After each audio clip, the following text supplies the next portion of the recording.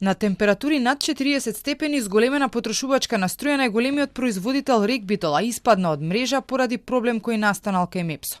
Потребите од електрична енергија се надоместуваат од други извори.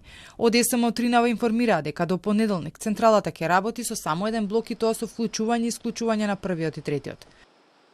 Вчера доцна попладне во функција беше ставен блок 1. Неочекуваниот испад на блокот заради прекин на напојувањето предизвика проблем во котелот на блок 1, заради што постројката во текот на денот ќе биде исклучена од мрежа.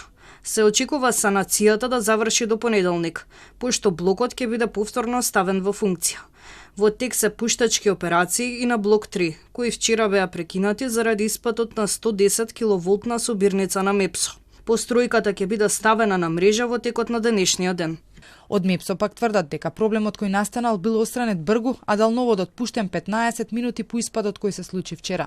Но останува да се види дали со санацијата проблемот е целосно надминат или ваков испад може повторно да се случи.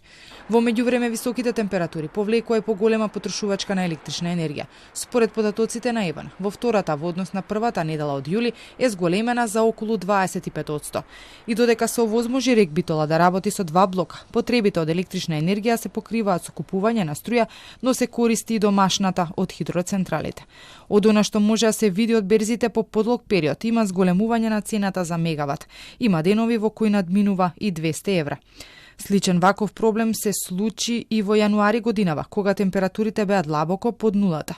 И тогаш во услови на зголемена потрошувачка Рек Битола работеше со само еден блок. Но интересно беше тоа што со денови СМ и МЕПСО се натегаа во чија сопственост е проблематичниот далновод, поради кој сред зима домашното производство се преполови. Изминативе неколку години со стартот на енергетската криза, но и по незиното завршување излегоа на површина проблемите и слабостите кои со години се таложеа во енергетскиот сектор. Рек Битола често се соочува со испади. МЕПСО, освен со технички проблеми, извесен период се обидува да ги наплати долговите од трговците, а СМ се обидува да ги реши проблемите со ликвидноста. Затоа наместо пари од буџетот, менаџментот на компанијата доби препораки.